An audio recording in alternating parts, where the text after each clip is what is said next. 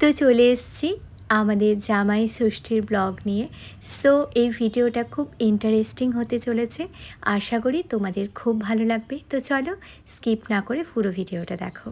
প্রথমে আমরা ডিসাইড করেছিলাম যে এইবার জামাই ষষ্ঠীতে আমরা বাইকে করে যাব, কারণ আমার হাজব্যান্ড কিন্তু কার চালাতে জানে না। এই কারণেই বললাম জানে না, কারণ ওই 2 থেকে 3 কিলোমিটার পর্যন্তও যেতে পারে, 5 কিলোমিটার পর্যন্তও যেতে পারে না। তো সেই জন্য এটা না জানার মতোই। আর আমার শাশুড়ি মাও ভীষণ ভীতু, ওকে কিন্তু একদম অ্যালাউ করে না মানে একটু দূরে কোথাও ডিস্টেন্সে কার নিয়ে যেতে। সেই জন্য দেখো, সবারই তো আজকে জামাই ষষ্ঠী, আমাদের যে ড্রাইভার আছে তারও তো আজকে জামাই ষষ্ঠী, সেও চলে গেছে। তো কি করা যায়, আর আমরা ওখানে ড্রাইভার নিয়ে গেলে স্টেও করতে পারবো না, কারণ ভেবেছিলাম আমরা 2 দিন থাকবো। তো তাই ভাবলাম সব কিছুর একটাই মুশকিল আসান, আমরা বাইকে করে গিয়ে দেখুন জামাই কিন্তু পুরো অস্থির হয়ে গেছে। মানে ও বলছে আমার জীবনের প্রথম এতটা লং ডিস্টেন্সে বাইক রাইড।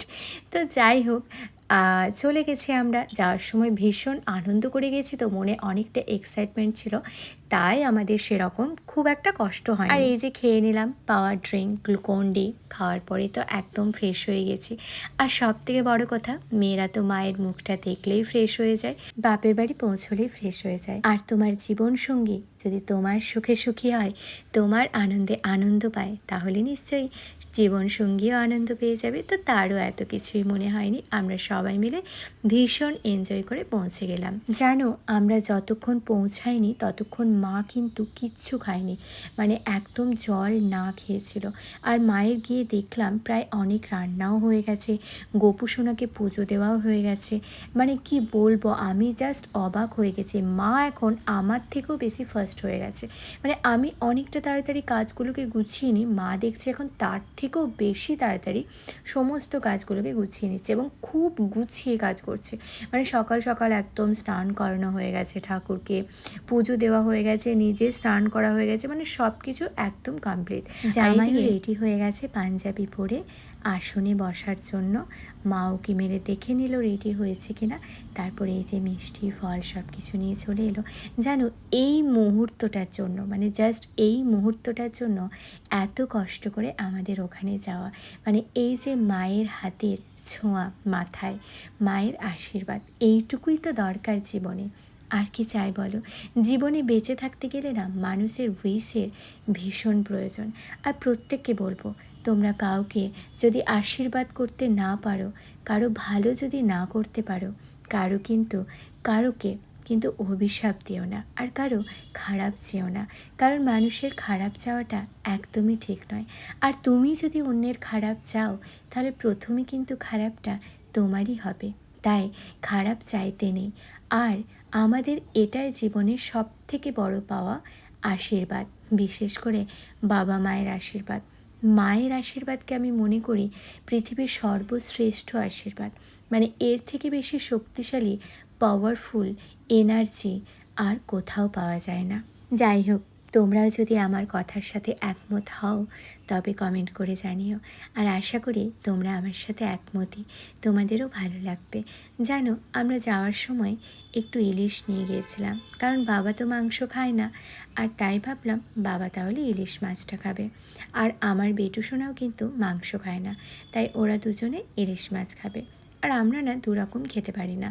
ও তো জানে মা তো মাংস করবেই, বাবা তো মাংস আনবেই, জামাই ষষ্ঠী বলে কথা, তো সেই তো ওরা দুজন ইলিশ মাছ খাবে আর আমরা 3জন মাংস খাবো, এটাই আমাদের প্ল্যানিং ছিল।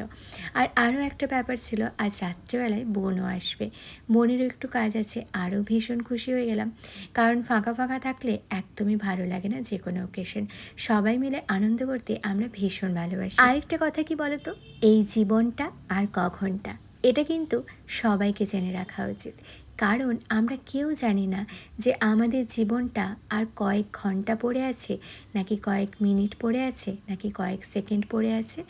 আমরা হয়তো ভাবি অনেকগুলো বছর পড়ে আছে, এটা ভেবে ভেবেই আমরা সব প্ল্যান করি, কিন্তু সত্যি কি আমরা জানি যে জীবনে আমরা কতটুকু সময় আর বাঁচব? তাই আমার মনে হয় যতটুকু সময় আমরা বেঁচে আছি ততটুকু সময় আমরা আনন্দ করে কাটিয়ে দিই। আর আনন্দ তো নিজেকেও করতে হবে, আর আমাদের চারপাশের মানুষগুলোকেও আনন্দে রাখতে হবে। তবে এটা একটা কথা, যারা আনন্দ করতে চায়, যারা সত্যি সত্যি তোমার খুশি খুশিতে খুশি হয়, যাদের তুমি সত্যি সত্যি আনন্দিত করতে পারবে, তাদেরকে নিয়েই কিন্তু আনন্দ করা যায়। এমন অনেক মানুষ আছে যাদের সাথে তুমি খুশিতে মেশার চেষ্টা করবে, আনন্দ দেওয়ার চেষ্টা করবে, কিন্তু তারা না কিছুতেই খুশি হবে না তোমার খুশিতে, আর আনন্দও পাবে না।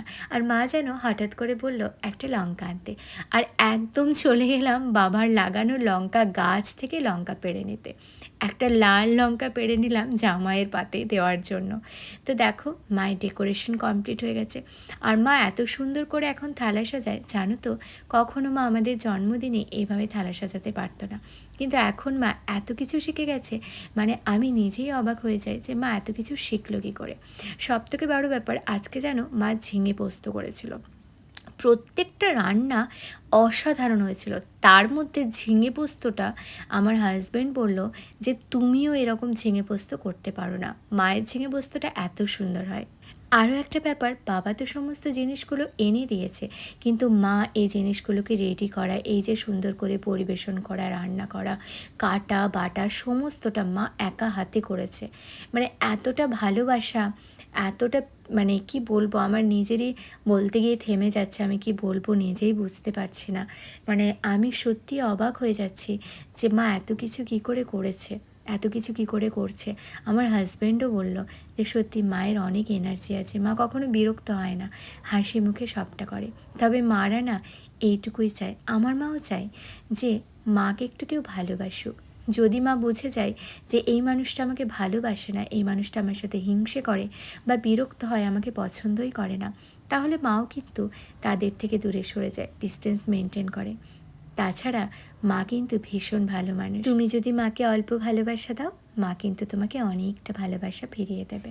জানো, আমাদের মিলির 4টে ছানা হয়েছে, এত কিউট কিউট। ওরা সবসময় যেন জোড়ায় জোড়ায় বসছে, আর এত সুন্দর দেখতে লাগছে। মিশু সোনা তো যাওয়ার পর থেকে ওদের নিয়ে ব্যস্ত ছিল, আমরা দুজনও ব্যস্ত হয়ে পড়েছিলাম। ওরা অনেকটা দুধ খেয়েছে, দুধ মুড়ি খাচ্ছে, দুধ রুটি খাচ্ছে, একটু একটু খুঁটে খুঁটে বিস্কুট খাচ্ছে, মানে এত ভালো দেখতে লাগছে। আমার কি মনে হয় যেন বাচ্চা অলওয়েজ সুন্দর, তাতে সেটা মানুষের বাচ্চা হোক আর পশু পাখিদের বাচ্চা হোক।